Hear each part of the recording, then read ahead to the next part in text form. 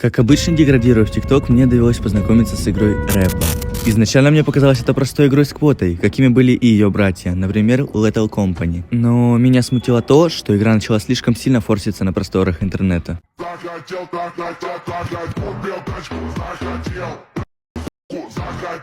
Это дало мне ощущение, что игра стоит большего, чем просто быть в статусе еще одна игра в жанре квот. А ведь и правда, игра обогнала себе подобных и сделала это очень умно.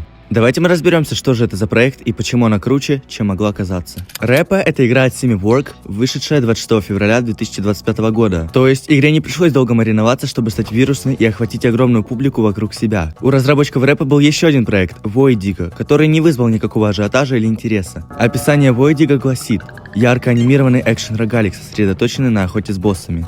Используйте разнообразное оружие и усиление, чтобы сразиться с порчей пустоты. И в целом больше ничего интересного с этой игрой. А вот Рэпа совсем другое дело. Начнем с сюжета, которого тут как кот наплакал. Вообще у игр такого жанра нет как такового сюжета. Да и это не так уж и удивительно. Правда, Рэпа все-таки не пустышка. Как я и сказал, сюжета мало, однако он все-таки присутствует. Вот что сказал разработчик игры.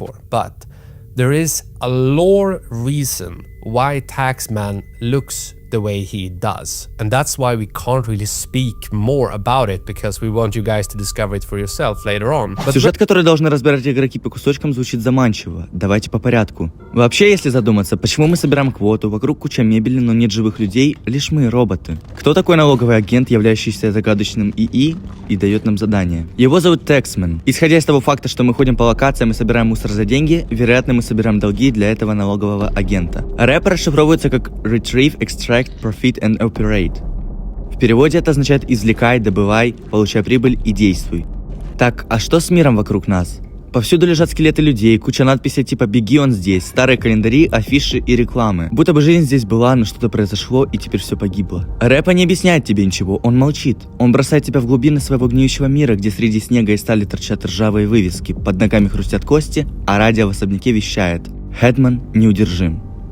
Но кто он? Почему он? Никаких ответов, только шепот из-за стены и кровавое послание в коридоре. Это был директор. Календари на стенах станции датированы апрелем 2099 года, а то и 2184 года, как подсказывает один из знаков. Но рядом с ними снимки с 1998 года, выпускные фото с пометкой класс 87. То ли время здесь не имеет значения, то ли само пространство сломалось, оставив после себя лишь фрагменты, как черепки от разбитого бога. Нет, не надо меня крестить, я мусульманин! Я мусульманин, не надо меня крестить! Я мусульманин!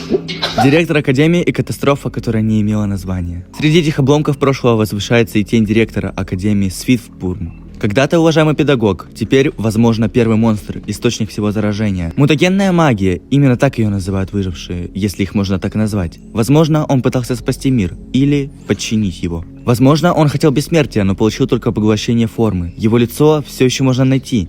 Не как фотографию, как символ, как лик чудовища. Мир рэпа кишит монстрами. Некоторые были людьми, другие — нечто совершенно иное. Взгляни на голову или на ребенка. Они слишком близки к человечности.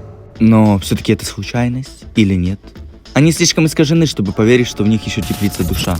Но где же все-таки люди? Как это все работает? И кто за этим всем наблюдает? Может, людей больше и нет, но система осталась. И у нее свое лицо. Его зовут налоговик или таксмен. Это искусственный интеллект, старый, изношенный, созданный когда-то, чтобы обрабатывать налоги. Но его алгоритмы, они испортились. Без человечества его разум остался в цикле. Он назначает цену всему, что видит. Он хочет выручить деньги, но продавать некому. Он шлет своих полуботов, бессмысленных исполнителей приказов, в руины, чтобы они смогли искать то, чему можно присвоить стоимость. Иногда ради развлечения, иногда просто потому, что так написано в коде. А может, он тоже мутировал? Не телом, но разумом. Его смысл стать заразным. Деньги, порядок, налог — это новая вера, и рэпа — храм, где ты должен отдать все. Среди этого ты или кто-то, охотник. Он, возможно, последний живой человек. Он слеп, но слышит. Или видит иначе. Он ходит среди руин с оружием в руках, но без надежды. Остальные не живы. Они похожи на людей, но не являются ими. И если все еще охотник борется, но тогда зачем? За спасение, за месть? Или просто потому, что протокол рэпа не допускает отказа? Люди, говорят, погибли от голода, потому что кондиционеры перестали работать. В игре упоминаются бои с лосями, почти как спорт. На стенах списки покупок, которые выглядят как инструкции по строительству станций. На радио намеки на бессмертие и разрушение. Все это может быть правдой, а может результат помутнения ИИ. гниющего кода и памяти, выжженной магией. Официального сюжета нет, и, возможно, его никогда не будет. Разработчики рэпа намекнули, история спрятана в деталях, в надписях, в трупах, в архитектуре. Ты не узнаешь всей правды, только чувства, только вкус, только ужас, смешанный с иронией. И если ты хочешь понять этот мир, тебе придется идти в него глубже, падать дальше, рисковать сознанием.